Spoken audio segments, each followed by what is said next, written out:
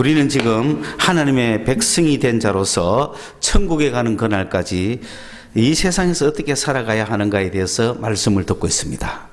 그래서 예수님이 이 땅에 오셔서 나를 따라오너라 해서 주님을 영접하고 예수를 따라온 사람들은 하나님의 나라의 백성이 되었습니다. 그 하나님의 나라의 백성들은 그날 당장 딱 죽어서 저 하늘나라로 딱 가면 좋은데 그게 아니고 이 땅에서 살아야 되잖아요. 사는 기간 동안 어떻게 살 것인가에 대해서 주님은 세 가지로 늘 말씀하시는 거예요. 첫째는 하나님에 대해서는 어떻게 살아야 되며, 둘째는 이웃에 대해서는 어떻게 살아야 되며, 내 자신에 대해서는 어떻게 살아야 되는가를 말씀하시는 거죠. 그래서 첫 단어에서는 주님께서 마태복음 5장, 6장, 7장에서 5장에 대해서는 하나님에 대해서 내가 어떻게 살아야 하는가, 6장에 대해서는 이웃, 내 자신에 대해서 어떻게 살아야 되는가, 그리고 7장은 이웃에 대해서 내가 어떻게 살아야 되는가를 다 그냥 말씀을 해 주시는 것이죠. 그리고 그 어떻게 살아가야 하는지의 모습을 풀어주시고 행동으로 보여주시고 삶의 여러 가지 일어난 일들을 쭉 보여주는 것이 그 뒤에 기사들이죠. 그러므로 산상수훈에서 예수님이 지금 하시는 말씀은 가장 기본적인 원리, 엑기스를 갖고 있는 거예요. 지난 시간에 우리는 하나님에 대해서는 우리가 어떻게 살아야 되는가를 말씀을 들었습니다. 하나님에 대해서는 하나님의 계명을 지키는 거죠. 하나님을 사랑하라는 거였어요. 우리 인생이 하늘나라 갈 때까지 어떻게 살아야 되죠? 하나님을 사랑하면서 살아야 되는 거예요. 그러나 보이지 않는 하나님을 어떻게 사랑한단 말이가? 우리 집에 사시도 않는데, 내 앞에 계시도 않는데, 어디 가도 만날 수도 없는 그 하나님을 어떻게 사랑하는가? 그 하나님을 사랑하려면은 그 하나님이 하신 말씀, 하나님의 계명을 지키라는 거예요. 그럼 그 하나님의 계명이 무엇입니까? 내 이웃을 사랑하라는 거였어요. 그러니 이웃을 사랑하는 방법, 하나님을 사랑하는 방법, 그 보이지 않는 하나님을 사랑하는 방법이 뭐냐? 가장 제일 첫째 방법이 예배하는 거예요. 오늘 여러분이 이 예배하러 나왔다는 건 하나님을 사랑한다는 증거예요.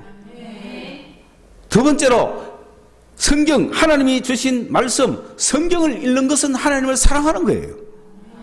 이해갔습니까? 여러분이 하나님을 사랑한다고 하면서 성경 한번 안 읽으면은 아직 멀었죠.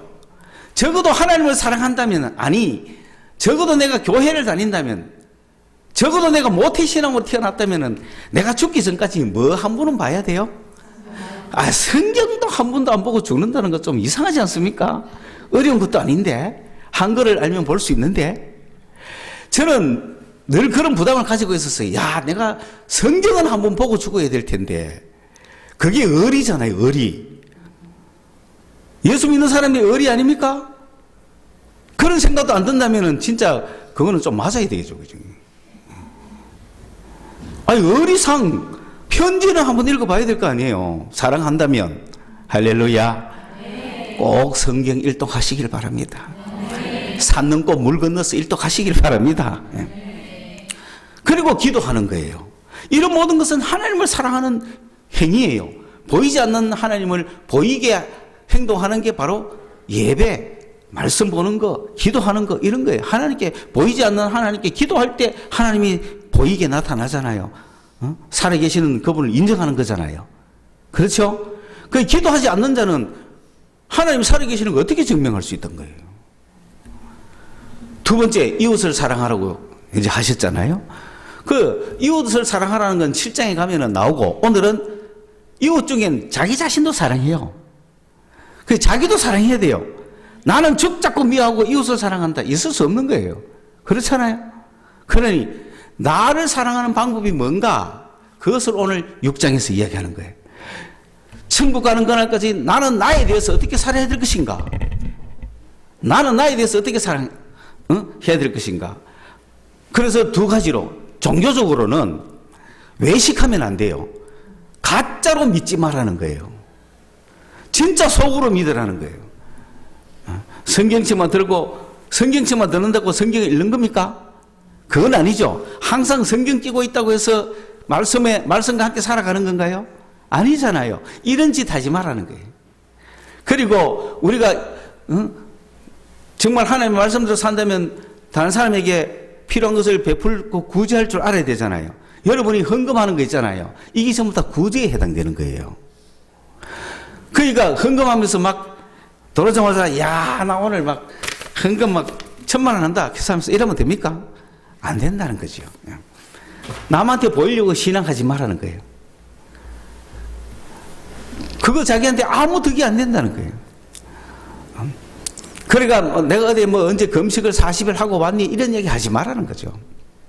그런데 그보다 더 중요한 거는 이 땅 살면서 주님이 내 자신을 사랑한다면 어떻게 살아야 될지를 가르쳐 줄 때 굉장히 중요한 얘기를 합니다. 이 땅에 물질을 쌓지 말라는 거예요.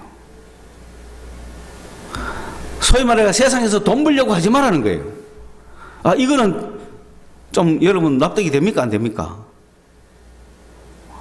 아, 요거는 예수 믿기 좀 곤란한.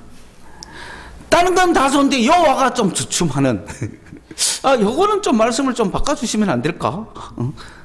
너희는 이 세상에서 열심히 돈을 벌어라.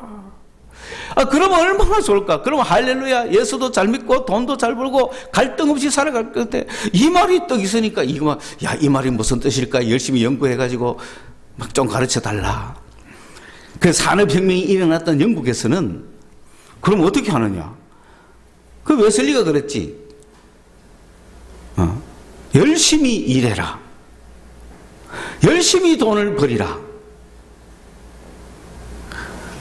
그러니까 막 이 기독교인들이 박수를 치지 않겠어요? 그런데 마지막 말 열심히 나눠주라. 그러니까 거기서 쌩 하고 갔다는 거죠. 주님도 이 말씀을 하시는 거예요. 보물을 땅에 쌓아두지 마라. 이건 무슨 뜻이냐 하면 우리는 딱 한 분을 섬겨야 되는데 하나님을 섬겨야 되겠어요? 물질을 섬겨야 되겠어요? 그 이야기를 하는 거예요. 이 사람이 돈 많아도 돼야 안 돼요? 괜찮아요. 그런데 물질을 섬기면 돼야 안 돼요? 아무리 돈이 많아도 누구를 섬기라? 하나님을 섬기라는 얘기지. 이해하셨죠? 그러면서 두 번째로 이 땅에 어차피 물질도 없고, 자 보세요. 물질이 있는 사람은, 물질이 풍부한 사람은 물질을 섬기면 안 되고 누구를 섬겨야 돼요? 하나님을 섬기라는 얘기죠. 그 다음에 물질이 없는 사람은, 물질이 없는 사람에 대해서 오늘 이야기하는 거예요. 이 본문은 나 물질이 없는데요? 그러면 룰루랄라 나는 뭐 섬길 물질도 없고 나는 뭐 하나님을 섬기면 되겠네. 그런데 이 물질이 없는 사람한테는 뭐가 있어요? 염려가 있는 거예요. 없으니까 염려, 근심, 걱정, 투성인 거야. 먹고 사는 문제에 달려있는 거예요. 이 사람은. 부자는 하나님을 안 섬기고 물질을 섬긴가 봐 문제고, 없는 사람은 먹고 사는 게 문제인기라. 오늘 부자가 많을까요? 먹고 사는 문제가 많을까요? 그래서 오늘 우리 교회도 전부 다 먹고 사는 문제에 있는 사람들 아닙니까? 여기 지금. 그럼 뭐가 많은 사람이다? 돈이 많은 건 좀 웃긴데 염려가 많아가지고 걱정, 근심, 괴로움 이걸로 충만한 거예요. 우리는. 자, 이런 사람에게 오늘 주님이 말씀하시는 거예요. 그러니까 여러분, 앞에 거는 우리하고 별로 상관없어요. 원래 어차피 뭐 하나님 섬기고 물질 안 섬기는데, 두 번째가 문제로 우리는 염려, 근심, 걱정에 쌓여있는 우리에게 오늘 주님이 무슨 말씀하시는지 압니까? 본문대로 먼저 이야기를 딱 하면 주님은 지금 하고 있는 걱정, 근심 스톱시키라는 거예요. 여러분 지금 걱정하고 있죠? 사람의 걱정을 딱 분석해 보면 무슨 걱정이냐면 첫째, 먹고 사는 걱정이라. 먹는 문제 걱정이야. 이 먹고 살라고 지금 직장을 구하는 거예요. 여러분 직장 없으면 죽습니까? 잘 생각하셔야 돼요. 그런데도 사람은 직장이 없으면 죽는 것 같이 생각하는 거예요. 직장이 있어야 먹고 사는 것 같이 생각하는 거예요. 직장 없어도 먹고 살고 있잖아요 지금. 그걸 잘 생각하셔야 된다는 말입니다. 그래서 세상 사람들이 태어나서 상정해가 독립하기 시작하면은 평생 사람 머릿속에 들어앉아 있는 것은 묻고 사는 문제예요. 그걸 목숨이라 그랬어요. 사는 문제를 지금 걱정하는 거예요. 첫째 우리는. 그러니까 목숨을 위해서는 먹어야 되잖아요. 여기에 먹을까 마실까 하는 건 한 단어잖아요. 왜? 밥만 먹습니까? 뭐도 먹어야 되죠? 국도 먹어야 되잖아. 밥은 먹고 국은 마시고 고기 먹고 마시는 거예요. 음료수라. 그래 이 먹고 여러분 그 음식 그걸 음식이라 그러죠? 음식을 먹는 이유는 누구를 위해서 먹습니까? 무엇을 위해 먹습니까? 목숨을 위해서 먹는 거예요. 몸을 위해 먹는 건 아니고 이어서 표현을 확실하게 하기를 먹고 살라고 먹는 거예요. 그래서 금식하는 사람한테 김영삼 대통령이 찾아가고 최형우한테 가가 단식을 하고 있으니까 확실히 안 먹으면 죽는 건 확실하다. 이게 그랬잖아요. 단식 중단시키려고. 먹어야 사는 거예요. 그래서 살기 위해서는 먹는 게 문제예요. 먹는 게 문제인 거죠. 이런 문제가 하나 있고, 그 다음에 일단은 목숨이 살고 나면 그 다음 뭐가 필요해요? 몸이 있잖아요. 몸을 위해서는 뭐가 필요하죠? 첫째, 옷이 필요한 거예요. 둘째, 집이 필요한 거죠. 그래서 의식이 필요한 거란 말이에요. 의식주가 우리에게 이 먹고 사는 문제는 의식주 문제란 말이죠. 여러분 일단 밥 먹고 막 살면은 밥 먹고 나면 벌거벗고 있으면 되겠어요? 그러니까 옷이 필요한 거예요. 그래서 사람은 목숨만 살려주면 안 돼요. 옷도 줘야 돼요. 그래서 목숨 살려주면 뭐 내놔라 그런다? 보따리 내놔라 하잖아. 그래. 그것까지 필요하니까 사람은. 그러면 사람은 살려주면 그것은 끝이 아니고 입을 옷도 줘야 돼요. 그럴 자세를 가지고 있어야 되는 거예요. 이 두 가지 문제가 인생에게 제일 큰 문제다 있다는 거 압니다. 그런데도 주님은 그런 염려가 됩니까 안 됩니까? 염려가 되잖아요. 왜? 돈이 없으니까. 그런데 늘 그런 염려와 근심 걱정으로 살아가다 보니 인생은 먹고 사는 문제에 매달려 가지고 평생을 살아가는 거예요. 먹고 살기 위해서 일을 하고 먹고 살기 위해서 직장을 구하고 좋은 옷 입기 위해서 일을 하고 막 그러는 거예요. 그러다 보니 나중에는 목숨을 위해서 몸을 위해서 사는 것이 아니라 음식을 위해서 옷을 위해서 살아가는 거야. 이 삶의 모토가 바뀌어버린 거야. 음식을 위해서 막 산다는 건 뭡니까? 직장을 구하러 다닌다는 거죠. 왜? 음식을 위해서. 음식 얻으려고 직장 다니잖아요. 옷을 사 입으려고 직장 다니는 거 아닙니까? 그렇죠? 근데 목숨, 몸, 지금 우리 부모님 밑에서 잘 먹고 잘 사는데 뭐 굳이 일하러 다녀야 되겠어요? 그게 지금 경제적으로 성공한 나라의 문제죠. 그러면서도 인간의 삶 속에는 아무리 부유해도 그 생각은 떠날 수가 없는 거죠. 그런데 가만히 생각해 봐요. 막 직장 구하러 다니는 거는 목숨을 위해서입니까? 음식을 위해서입니까? 모르겠어요. 막 직장 구하러 다니는 거는 몸을 위해서입니까? 옷을 위해서입니까? 그렇죠. 내가 직장 구하러 안 다녀도 옷 입고 있어요. 내가 직장 구하러 안 다녀도 먹고 살아요. 그런데도 직장을 구해야 되고 해야 막 살아간다고 생각을 하잖아요. 그래서 뭐가 중요해져 버렸죠? 목숨보다 음식이, 몸보다 옷이 중요해서 그걸 추구하면서 쫓아가는 삶을 살아가고 있다 이 말입니다. 수많은 사람들이 착각을 하는 거죠. 그걸 가져야 사는가 싶어서. 그래서 그걸 위해서 막 목숨을 매달고 생을 매달고 그게 안 된다고 죽고 막 이러는 거예요. 그런 염려와 근심을 갖고 있는 인생들에게 우리 예수님은 그런 거에서 살지 마라. 염려하지 마라고 이야기를 합니다. 왜? 분석을 하는 거죠. 비교법을 썼습니다. 여러분, 목숨이 중요합니까? 음식이 중요합니까? 그러니까 음식을 위해서 살아야 되겠어요? 목숨을 위해서 살아야 되겠어요? 몸이 중요합니까? 옷이 중요합니까? 그러면 옷을 위해 살아야 돼요? 몸을 위해 살아야 돼요? 그러니 목숨을 위해서, 몸을 위해서 사는 방법을 가지라는 거예요. 엉뚱한 삶을 살지 말고. 여러분들은 지금 자칫하면 음식을 위해서, 옷을 위해서 사는 인생을 살기 쉽다. 목숨을 위해서, 몸을 위해서 사는 인생을 살아라. 그런 뜻입니다. 그래서 비교하는 거예요. 오늘 그러면은 우리는 사실 생각하잖아요. 목숨을 위해서 음식을 구하고 몸을 위해서 옷을 구하잖아요. 그래서 음식과 옷을 구하기 위해서 일하고 있잖아요. 그게 우리한테 필요하니까. 그 다음은 주님이 비유법을 썼습니다. 첫째 비유는 공중에 나는 새를 비유했습니다. 새의 목숨을 보라. 여러분, 새가 자기 목숨을 위해서 삽니까? 음식을 위해서 삽니까? 아니죠. 그냥 막 주님이 공급해 놓은 온 동네 먹을 거리 와가 먹으면 되는 거야. 지가 죽으려면 가만히 있으면 되죠. 안 날고 입 꽉 다물고 안 먹으면 죽어요. 그런데 없어서 죽는 게 아니잖아요. 안 먹어서 죽는 거지.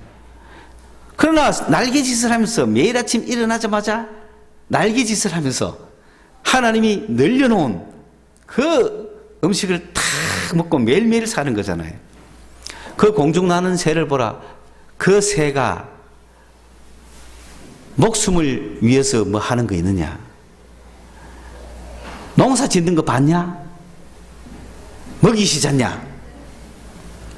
여는 이제 눈을 들어서 보라는 거예요. 주위에서 보라는 거예요. 그냥 이래 눈 뜨고 이래 지나가는 게 아니라 집중해서 멈춰서서 look at 하라는 거죠.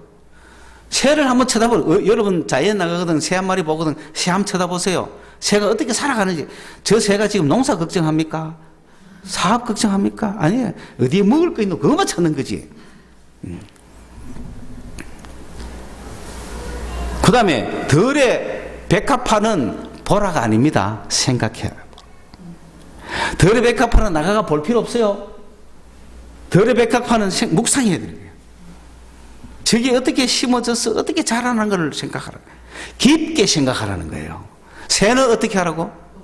나가서 봐야 돼. 눈으로 봐야 깨달음이 오는 거야. 눈으로 봐야 내가 막 먹고 살고 막 사업 농사 안 해도 먹고 사는구나 새가.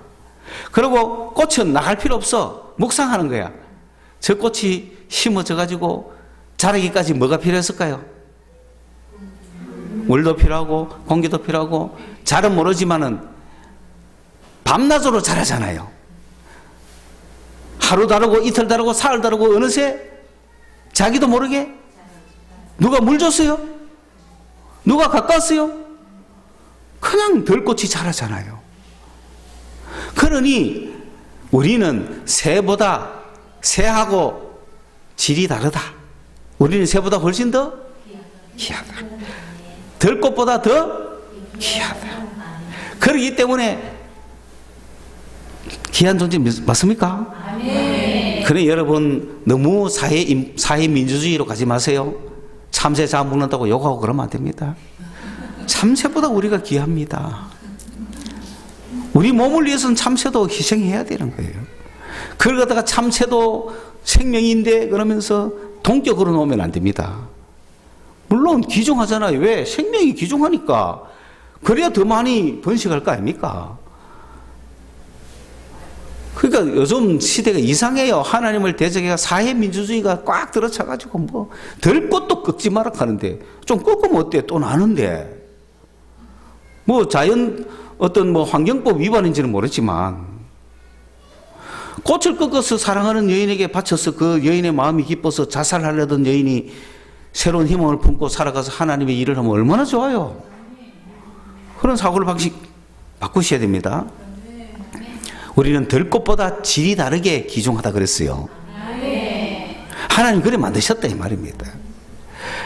그런데 그 들꽃도 염려 안 하고 새도 염려 안 하는데 질이 다른 인간은 뭐 하고 있다? 염려하고 있더라 이 말이죠. 그게 하나님 아버지가 보시기에 얼마나 안타깝노 이 말이죠. 그래서 믿음이 적다. 새보다도 믿음이 적은 거죠. 새는 그런 걱정도 안 하는데 인간은 누구를 믿는 믿음이 적다는 거예요? 하나님 아버지를 믿는 믿음이 적은 거야. 그렇죠? 그래서 주님이 믿음이 적은 자들아 그랬던 거예요. 믿음이 적은 자들아. 하나님이 우리 아버지예요. 그러면 어떻게 우리가 믿음을 가져야 되겠습니까? 믿음을 키워야 되잖아요. 믿음만 다 크면은 염려 검심이 없습니다. 그죠? 믿음이 부자면은 먹고 사는 문제는 해결됩니다. 그래서 우리는 열심히 믿음을 얻기 위해서 노력하는 거예요. 세상 사람은 돈을 얻기 위해서 노력하지만 우리는 뭘 얻기 위해서 노력해야 돼요? 믿음을 얻어야 먹고 사는 문제가 해결이 되거든요. 그래서 죽 잡고 믿는 거예요. 세상 사람이 먹고 살려고 죽 잡고 일하기가 돈 벌듯이 우리는 먹고 살려고 죽 잡고 믿는 거예요. 왜? 하나님을 향한 믿음이 이만하면 먹고 사는 문제는 아무 걱정이 없거든요. 예수 믿는 사람은 제일 처음 통과해야 될 게 이거예요. 예수는 믿었는데 이거 통과 못하면 하나님 따로 살고 지가 돈벌이가 지 힘으로 살라고 여서 허덕이는 거예요. 이 단계를 오셔야 되는 거예요. 이 단계를. 이 단계까지 와야 정말 행복해요. 이 믿음 얻기 위해서 투자하고 노력해야죠. 이 믿음 얻기 위해서 기도원도 가야 되고 이 믿음 얻기 위해서 막 수양관에 가서 돈도 그 허비해가며 교통비 허비해가면서 사람들 데리고 가면서 그런 데 써야지 돈벌이 가지고 내가 안전하겠다 그렇지 않습니다.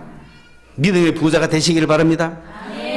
먹고 사는 문제를 해결할 만한 믿음 있습니까? 먹고 사는 문제를 해결할 만한 믿음 있습니까? 그래 주님 앞에 온 이 제자들이 뭐라고 하냐면 뭐 먹고 사나 이거야. 하나님 믿는다고 돈이 나오나 빵이 나오나 이렇게 되는 거예요. 하나님 믿는다고 돈이 나와요 빵이 나와요. 내가 직접 일해가 내 돈 돈벌이가 살아야 되지 이렇게 이야기합니다. 그 사람은 믿음이 요만큼도 없는 사람이죠. 믿음이 요만큼 있는 사람은 하나님을 믿어야 될 텐데 그래도 먹고 살아야지 하고 이런 사람들이죠. 믿음이 이만한 사람은 걱정 의심이 없는 거야. 하나님 다 책임지는데 그걸 확인했다 이 말입니다. 그걸 믿었다 이 말입니다. 그러니까 이걸 믿으려면 확인을 해야 되는 거예요. 진짜 하나님이 책임지는가? 진짜 하나님이 내 삶을 책임지는가? 확인해야 믿음이 생기는 거 아닙니까? 그걸 무턱대고 믿지 못해요. 확인을 해야 되잖아요. 그럼 어떻게 확인하느냐? 이 모든 것이 너희에게 있어야 할 줄을 하나님은 아셔. 그런 게 우리에게 필요하다는 거 하나님이 아십니까 모릅니까? 아는 거예요. 왜 아십니까? 아니 예수 안 믿는 사람들도 그런 게 다 필요하잖아요. 예수 안 믿는 사람들도 그런 게 필요해가 그걸 찾아다니는데 이해하셨어요? 예수 안 믿는 사람도 먹고 사는 게 필요하니까 예수 안 믿는 사람도 먹고 사는 게 필요하니까 먹고 사는 걸 찾기 위해서 열심히 하는데 하물며 너희일까 보냐. 무슨 말 이해갔어요? 이 구절을 잘못 읽으시면 안 돼요. 이런 거는 이방인이 찾는 거라고 하면 안 돼요. 이런 게 필요하다는 건 누구도 알아? 누구도 알아? 이방인도 알아. 이방인도 아는 문제를 하나님이 모르겠어요? 우리도 알잖아. 우리도 먹고 사는 문제 필요하다는 거 아시고 이방인도 그걸 먹고 사는 게 필요하다는 거 알아서 열심히 찾아다니잖아요. 그러면 이방인한테 필요한 게 우리한테 안 필요할까요? 그러니까 그거를 우리 하나님이 아신다는 거예요. 할렐루야. 아시는 거예요. 예수 믿으면 그런 게 필요 없는 게 아니에요. 이방인도 다 필요하다는 거 아는데 왜 우리가 몰라요? 이방인도 아는데 하나님을 믿는 우리가 왜 몰라요? 이방인이 얼마나 어리석었냐면은 먹고 사는데 이런 게 필요한지 모르는 사람도 있는지도 모르잖아. 그만큼 어리석은 사람들일 수도 있는 거죠. 그런데 이방인들도 다 찾고 구하잖아요. 필요해서 돈 벌려고 설치잖아요. 왜? 먹고 살라고. 그런데 우린들 안 필요하겠냐고요. 우리가 필요하다는 걸 하나님은 아신다. 할렐루야. 그렇기 때문에 다시금 주님이 염려하지 마라 라고 두 번째 이야기하죠. 첫 번째 염려하지 마라 했을 때는 현재 명령이에요. 지금 여러분이 걱정 근심하고 있는 거 멈추라는 거죠. 그 다음에 이런 설명을 다 마친 후에 다시금 염려하지 마라 할 때는 가정법이에요. 가정법을 쓰신 거예요. 가정법 가정법 과거를 쓰신 거예요. 이건 한 번만 딱 하면 두 번 할 거 없어. 한 번만 가정 딱 하면 두 번 할 거 없어. 뭘 가정해야 되느냐. 자, 여기서 우리가 염려하다는 단어를 빨리 한번 봅시다. 성경에는 근심한다, 걱정한다, 염려한다 이런 이야기들이 막 섞여 나오죠. 그걸 정리를 하면 우리가 찬송가 부를 때도 가사 외울 때 막 헷갈리는 게 그렇잖아요. 걱정, 근심, 모든 괴로움, 근심, 걱정, 어느 게 앞에 나오는지도 모르고 어느 게 2절에 나오는지도 모르고 근심, 걱정이 걱정이 근심이고 근심이 걱정이고 그게 그거지, 그지? 시형, 근심, 모든 괴로움, 걱정, 근심 없는 사람 누구? 걱정, 근심 막 이런 게 섞인단 말이죠. 그 용어를 오늘 세 가지로 딱 정리합시다. 첫째, 예수님이 누가복음에서 12살 때 성전에 올라가시고 성전에서 이야기하고 있는데 부모들은 제사 마쳤다 싶어서 막 집으로 갔잖아요. 갔는데 예수님이 그 12살쯤 됐으니까 안 챙기도 자연히 따라올 줄 알았잖아요. 하루길을 내려갔는데 보니 예수님이 안 계시는 거야. 큰일 났다. 애 잊었다. 그때 올라와서 얘야, 니 왜 여기 있었노? 근심했잖아. 이렇게 나오잖아요. 그때의 근심은 뭐냐면은, 그때의 근심이라는 거는 어디 있었어? 하는 어디 놓았어? 이런 거예요. 너 어디 있었어? 애를 잊었을 때 생기는 근심이에요. 이거는 애통이라 마음이 아파. 그리고 얼굴이 수척해졌어. 이런 근심거리. 뭐 그런 거 있죠. 막 그 사람을 애를 잊어서 애를 잊으면 어때요? 첫째 부모가 얼굴에 가득하죠. 나중에 애를 못 찾으면 어떡하나 싶고 뭐가 아프죠. 가슴이 아프죠. 그런 근심을 어디 놓았어? 그렇게 얘기해요.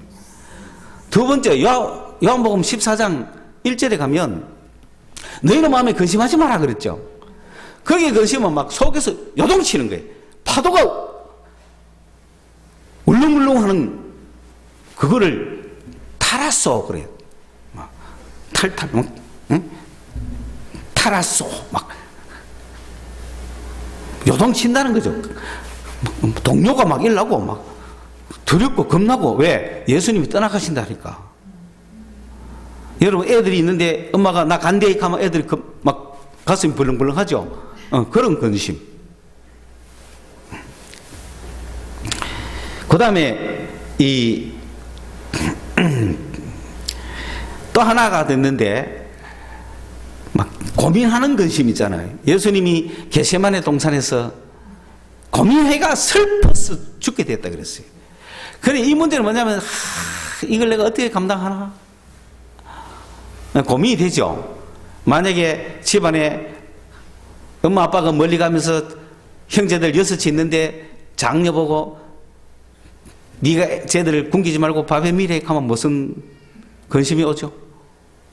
디비 놓서죠. 막 디비 놓는 거라 뒤로서 되는 거라. 고민이 내가 막 죽을 때까지 죽을 지경으로 고민했다는 거예요. 주님이 십자가를 앞에 놓고 온 인류를 먹여 살리기 위해서.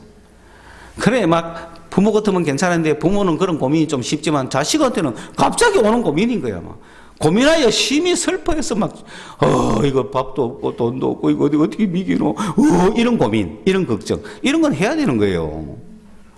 그 다음에 가슴이 막 동요되는 거 이런 것도 어쩔 수 없잖아요. 그거는 믿음으로 해결이 되니까. 그리고 막 자식을 잊어서 왜 하면 좋지 어때 막 돈 1,000만 원을 잃어버렸어. 어떻게 될 거예요? 찾아다녀야 되잖아. 그런 수척한 고민, 권심. 그러나 오늘 여기서 이야기하는 마태복음 6장 25절부터 34절까지 이야기하는 이 걱정은 이걸 염려라고 했죠. 표현 잘했어요. 걱정이에요, 이거를. 그래서 속에서 하는 것을 근심이라 그러고 밖에서 하는 걸 걱정이라 그러는 거예요. 좀 이해갔죠? 여러분 걱정, 근심이 많습니까? 근심이 많습니까? 걱정이 많습니까? 걱정, 근심이 다 많아요? 속에 근심 밖에 걱정 늘 시험하여도 걱정 근심 무거운 짐 아니 진짜 누군가 속에 근심 밖에 걱정 이 걱정은 내일 뭐 묻고 사는 걱정인 거죠. 이거는 저 합격해야 될 텐데 결혼해야 될 텐데 이런 거 근심. 주님이 여기서 이야기하는 건 밖에 걱정 먹고 사는 걱정. 이 걱정에 대해서 오늘 하지 말라는 거예요. 내일 뭐 먹고 살까 걱정하지 말라는 거예요. 생각은 해야죠. 무슨 말 이해가요?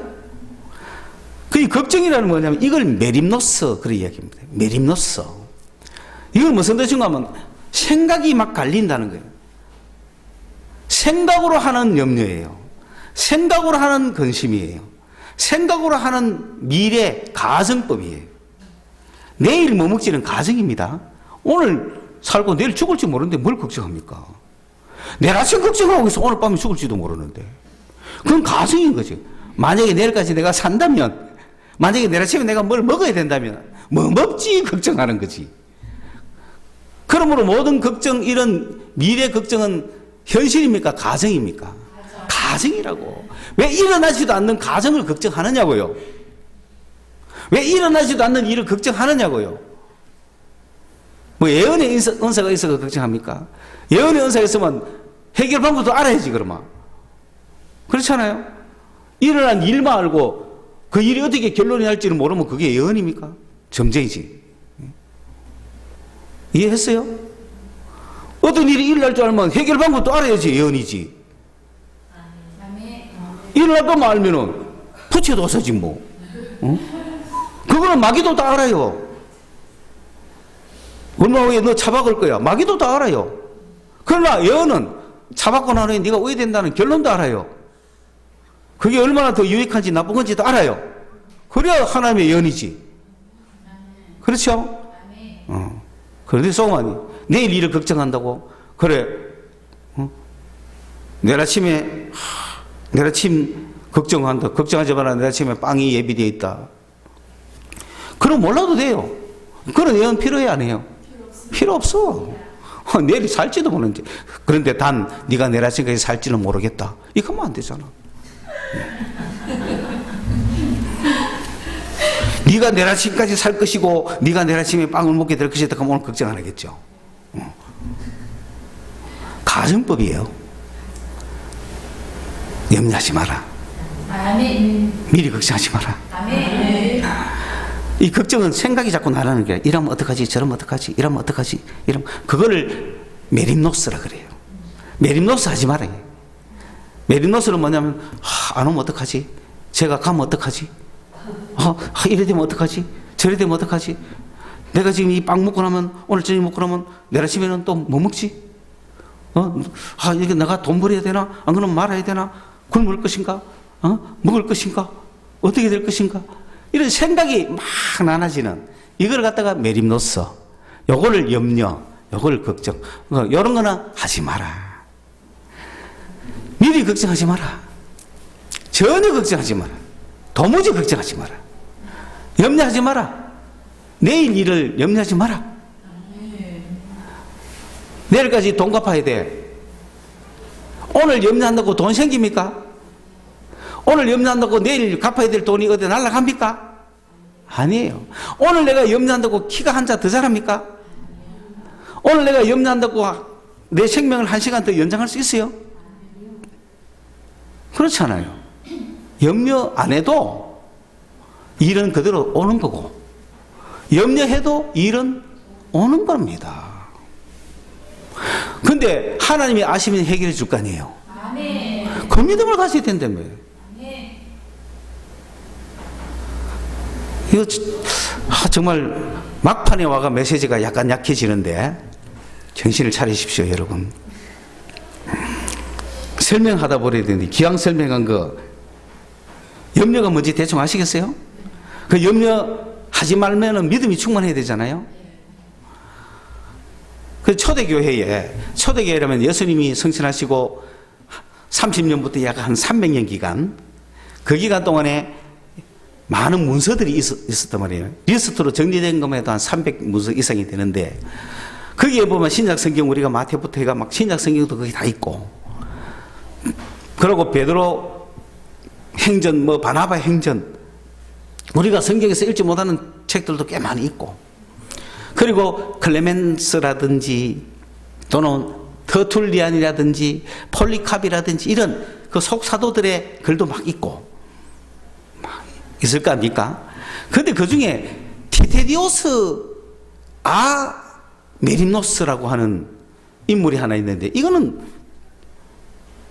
성경에 알려지지도 않는 인물이고 그리고 우리에게 다 잘 알려지지도 않는 인물인데 그 초대교회의 초대 시대의 그 문서들 중에 티테디노스 아메림노스라고 하는 이름이 등장을 해요. 근데 가만 보니까 그 주변의 문서들 읽어보면은 나도 티테디오스처럼 산다. 나도 티테디오스처럼 산다. 그렇게 티테디오스의 이름을 언급하는 게 막 나온단 말이에요. 그래서 이 티테디오스가 어떤 사람이냐 하고 연구를 하는데 자료가 없어요. 거의 자료가 없어서 신학자가 그거 겨우 하나 발견해가지고 지금 하는 이야기인데 이 티테디오스라는 사람은 헬라 사람, 그리스 사람이었다. 그리스 사람인데 굉장히 염려가 많았던 사람일 것이다. 메림노스의 사람이었을 것이다. 그런데 아메림노스니까 염려가 없는 사람이라는 거죠. 자기 이름을 아메림노스라고 할 정도가 됐으니까 티테디오스 아메림노스라고 얘기를 한 거란 말이지. 그리고 이 사람은 평소에 염려 근심이 많았던 메림노스의 사람이 아니었을까. 그런데 예수를 믿고 그리스도인이 되고 나서 아메림노스라고 나는 도무지 염려가 없는 사람, 걱정하지 않는 사람, 전혀 걱정하지 않는 사람, 야 배짱이 최고죠. 이런 사람이 되셔야 된다는 거지.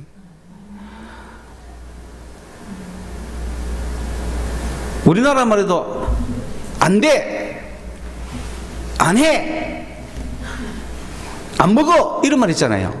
안자만 붙이면 부정사잖아요. 마찬가지로 메림노스 앞에 아를 붙이면 걱정 안 해. 메림노스 하면 걱정하는데 아메림노스 하면 걱정 안 해. 아가 붙는 거죠. 그 우리나라 말도 굉장히 재밌습니다. 앞에 안자를 붙이면은 내가 어쩌겠다는 뜻이고 마자를 붙이면은 명령이죠. 하지 마, 먹지 마, 가지 마. 마오 이거 명령 거지. 근데 안 붙이면은 내가 어쩌겠다는 거죠, 그죠? 그래서 애들이 4-5살만 되면 노래를 뭐 합니까? 전부 모든 글자 앞에 안자를 붙여가 노래하는 거야. 예, 자기 자아가 생겼다는 뜻이에요. 그래서 중고등학생쯤 되면 마가 가는 거예요. 하지마. 그 마에 애들이 병든다고요. 자, 그래서 오늘 우리가 주님이 걱정하지 마, 염려하지 마, 믿으세요. 그렇다고 일하지 말라는 얘기가 아니에요. 돈 벌지 말라는 얘기가 아니에요. 이거 착각해가 오늘부터 걱정 안 한다고 딩가딩가 놀면 바로 굶어야지. 그런 거는 염려하지 말라는 거예요. 다른 일을 위해서 일을 하라는 거예요. 하나님을 먼저 믿어보라는 거죠. 하나님의 뜻대로 구제를 먼저 해보라는 거죠. 옆 사람을 먼저 봐줘라는 거죠. 하나님이 공급해 주시나 안 해주시나. 아이고 내 먹을 것도 없는데 남을 어떻게 줘. 바쳐봐요. 이번 달에 내 살 것도 없는데 어떻게 헌금해. 바쳐봐요. 하나님 책임 안 지시는가. 내 먹을 것도 없는데 그 불쌍한 사람 어떻게 줘. 줘봐요. 하나님이 공급 안 해주시는가. 이 모든 것을 다하여 주시라는 말이 공급해 주시겠다는 뜻이에요. 내가 하기만 하면은 나의 필요를 아시고 공급해 주신다는 거예요. 필요를 안다는 거면 나한테 없다는 거예요. 옛날에 이거 공급해 주신다는 뜻은 무슨 말이냐면은 필요하다는 뜻이고 내게 없다 이런 뜻이에요. 우리가 지금 농사를 오늘 지으려고 하는데 추수를 하려고 하는데 낫이 없어요. 그러면 뭐 하러 가야 되죠? 옆집에 낫을 빌리러 가야 돼요. 필요로 한다는 거, 공급한다는 건 빌리다는 거예요. 그러면 내가 그런 거 하면은 하나님이 나한테 뭐 해줘? 빌려주는 거죠. 할렐루야. 아멘. 빌려주신다고요. 아멘. 공급해 주시는 거예요. 아멘. 내가 뭐 필요한지 아시는 거예요. 아멘. 아, 옆 사람을 내가 막 도와주려고 저기 왜 엎어져 있습니까? 저 택시 타시죠? 하면 일단 돈이 필요하잖아요. 그러면 하나님이 돈 빌려주시는 거예요. 나한테 돈 빌려주시는 거예요. 그거 하라고. 그러니까 얼마든지 좋은 일 많이 해도 됩니다. 아멘. 무한정 하나님이 공급해 주십니다. 아멘. 걱정하지 말고 한번 살아보라는 거예요. 아이고 내 먹고 살기도 힘든데 이렇게 하면 이미 지 힘으로 살겠다는 거죠. 나의 필요를 아시는 하나님을 쳐다보고 그렇게 사시라는 거예요. 아멘. 그 최근에 방송 우리가 여러분 잘 안 보지만은 그래도 가끔 한 번씩은 봐야 되는데 그 보면은 어느 최고령 현역 의사의 별세 소식을 들었죠? 한원주 권사님이라고 박사인데 여자 의사인데 94세로 얼마 전에 별세했다고 방송에서 보도를 했는데 아니 최고령 94세라서 방송 보도를 했는가 그것이 화제거리라서 했는가 싶었더니 그게 아니고 벌써 2, 3년 전에 극동방송 무슨 방송 또 인간극장에도 나오셔가지고 그 최고령 의사로서의 삶을 쭉 다루셨더라고요. 그래서 그분이 돌아가셨으니까 방송을 한 것 같은데 물론 그분은 그리스도인이죠. 94세가 돼도 멀쩡하게 살아가시는 거예요. 건강하죠. 그래서 건강의 비결 중에 하나가 뭐냐면 박수를 많이 치라는 거예요. 손바닥 이거 쳤을 때 온 몸이 그게 돌아간다는 겁니다. 박수. 예수님 찬양, 예수님 찬양, 예수님 찬양 합시다. 이걸 매일 하는 거예요. 예수, 할렐루야. 그렇죠? 할렐루야. 예수님 찬양 합시다. 네. 그 예수 사랑하심을 날 사랑하심 매일매일 하면서 마지막에 요양보호소에서 일을 하셨으니까 그러면서 내가 이어서 병들어걸랑 이 병원에서 나를 간호해주고 나를 천국 보내주세요. 그런데 이분이 남편과 일찍부터 의사가 돼가지고 50몇 세에 이제 남편이 먼저 떠나시면서 그때 생각에는 남편이 떠나니까 내가 이 세상에서 뭘 위해서 사느냐? 어떻게 살 것이냐? 그때 하나님을 다시 똑바로 믿은 거예요. 하나님 나 어떻게 삽니까? 나 이제 어떻게 살아가야 됩니까? 무엇을 위해 살아가야 됩니까? 그렇게 기도하고 고민하면서 그래 내가 하나님을 위해서 살자. 남편이 버려놓은 집 다 팔고 자기가 하고 있던 병원도 다 팔고 무료 진료소를 차린 거죠. 50세부터 무료 진료소를 차려가지고 한 40년간을 하신 거죠. 그렇게 살면서 주변에 이제 기자들이 물어봤을 때 많은 사람들이 저에게 그렇게 물어봐요. 다 팔면 뭐 먹고 사노? 그런 이야기를 저한테 많이 물어보는데 저는 하나님이 다 공급해 주시는 걸 느낍니다. 하나님이 다 보충해 주시고 필요한 거 다 주신 것을 저는 고백합니다. 하나님이 공급 다 해 주시더라고요. 나는 다 나눠주고 낼 게 없는데 하나님이 다 주시더라고요. 그 삶을 고백했습니다. 오늘 내가 내 자신을 사랑하는 방법 염려하지 마라. 하나님은 아신다. 기도하겠습니다. 하나님 아버지 이 믿음을 주시옵소서. 걱정 근심에 쌓여 살고 있는 우리 인생들 이 무거운 짐을 주님 벗겨내 주시고 대신 져 주시옵소서. 예수님의 이름으로 기도드리옵나이다. 아멘.